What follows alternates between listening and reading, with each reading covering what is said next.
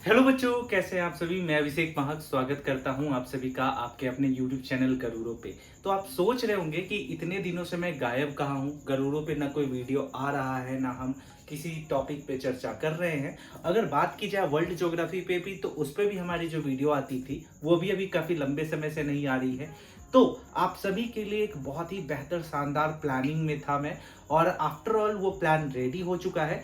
सो अब आज के इस वीडियो में हम सबसे पहले आप सभी बच्चों के सामने जो है ना एक रोड मैप बनाने वाले हैं। देखिए, गरूरो किसके लिए है? गरूरो जनरली स्कूल के उन बच्चों के लिए है जो 10th में है, 11th में है, 12th में है।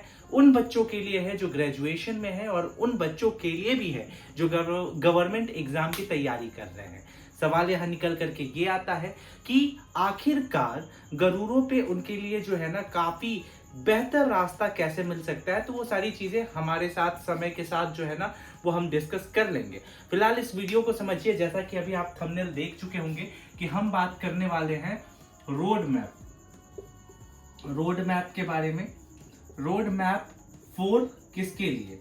For 10th, 12th, 11th and graduation. तो फिलहाल इस वीडियो में जो है ना हम 10th पे बात कर लेते हैं, 11th पे बात कर लेते हैं, 12th पे।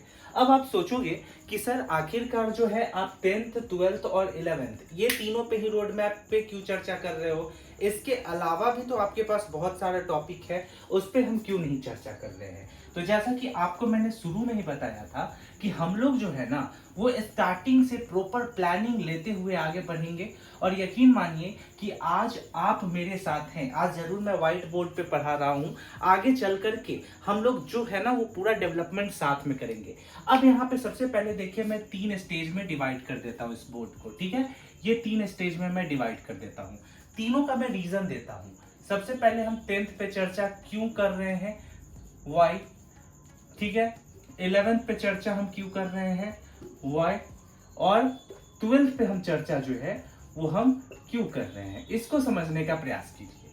देखिए, अभी वो बच्चे जो 2026 में 10th का एग्जाम दिए होंगे, बहुत बहुत शुभकामना उन सभी को कि आप अब 10वीं की क्लास छोड़ करके जो है ना वो 11वीं की क्लास में प्रवेश करने वाले हैं। और उन बच्चों को भी जो अभी 9th का एग्जाम क्लियर करके 10th में आए हैं, देखो हर कुछ ना डिफरेंस अलग आ जाता है। अगर कोई बच्चा 9th तक पढ़ रहा है तो 10th उसका बोर्ड हो जाता है, इसलिए वो सीरियस होना ही चाहिए। लेकिन यहाँ का कॉन्सेप्ट इसलिए आपको समझना जरूरी है, अगर आप 10th का एग्जाम इस साल दे रहे हैं या दे चुके, और या वही चीज अगर मैं बोलूं तो 11th और 12th के बच्चों के लिए भी इसलिए जरूरी है क्योंकि आपका पूरा कॉन्सेप्ट ही चेंज हो जाएगा। आपको याद होगा कि 10th में आप इकोनॉमिक्स पढ़ते हैं। क्या पढ़ते हैं? इकोनॉमिक्स। इकोनॉमिक्स इकोनॉमिक्स में क्या पढ़ते हैं? पढ़ते हो function, function of RBI. RBI का फंक्शन क्या होता है यही पढ़ते हो, ठीक है। इससे ज्यादा तो आप जो है ना इकोनॉमिक्स में सीरियस नहीं होते। लेकिन जब आप 11th में आओगे, मैं एग्जांपल दे रहा हूं, हर एक स्ट्रीम का एग्जांपल दे रहा हूं। तो अगर आप 11th में आओगे तो यहां पे आप माइक्रो और मैक्रो ये पढ़ोगे, ये डिफरेंस आ जाता है। अब आप बच्चे अभी स्टार्ट करोगे तो आप लोगों को जो है ना सारा इंफॉर्मेशन इस वीडियो पे मिल जाएगा, इस चैनल पे मिल जाएगा, तो हमारे चैनल को सब्सक्राइब जरूर कीजिएगा। 12th वाले बच्चे हमारे इसलिए भी इंपॉर्टेंट हो जाते हैं क्योंकि भाई 12th जो है ना ये बेस होता है किसी भी गवर्नमेंट एग्जाम का। तो यहाँ पे आपको क्या पढ़ना है 12th में? हम जनरली यहाँ पे आर्ट्स स्ट्रीम्स की बात कर रहे हैं। आर्ट्स, अगर कोई बच्चा आर्ट्स में इंटरेस्टेड है, अगर वो चाहता है कि आर्ट्स में अपना करियर बनाए, अगर वो चाहता है कि आर्ट्स में अच्छी समझ रखे, तो गरूरो आपके लिए है। मैं भी एक आर्ट्स स्टूडेंट हूँ, और ये चीज़ मुझे बहुत बुरा लगता था कि हर कोई बोलता है कि भैया आर्ट्स जो है ना वो अनपढ़ बच्चे लेते हैं, यानी कि पढ़ने लिखने वाले जिनको इंटरेस्ट नहीं है वो लेते हैं।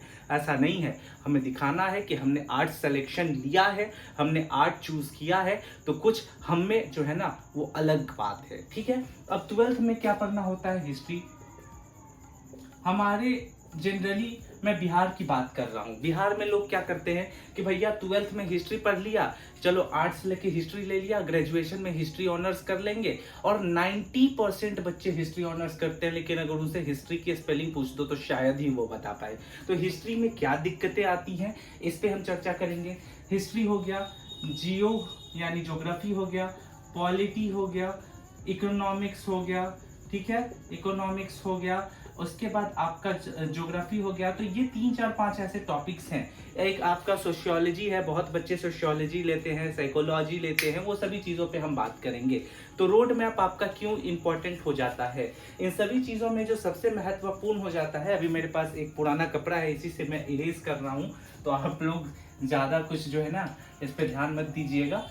चलिए, जनरली अगर मैं बात करूं कि अभी हम लोग कैसे पढ़ेंगे, आगे अपनी जो जर्नी है उसको कैसे स्टार्ट करेंगे, तो सबसे इम्पॉर्टेंट होता है एनसीईआरटी। यानी कि चाहे 10th के बच्चे इस वीडियो को देख रहे हैं, चाहे 12th 11th के बच्चे देख रहे हैं, हम सभी जो है वो सबसे पहले फॉलो कर लेंगे एनसीईआरटी। एनसीईआरटी को हम सबसे पहले फॉलो करेंगे। दूसरा, हम जितने भी इंपॉर्टेंट टॉपिक्स हैं यानी कि एनसीईआरटी में टॉपिक्स, उसको फॉलो करेंगे।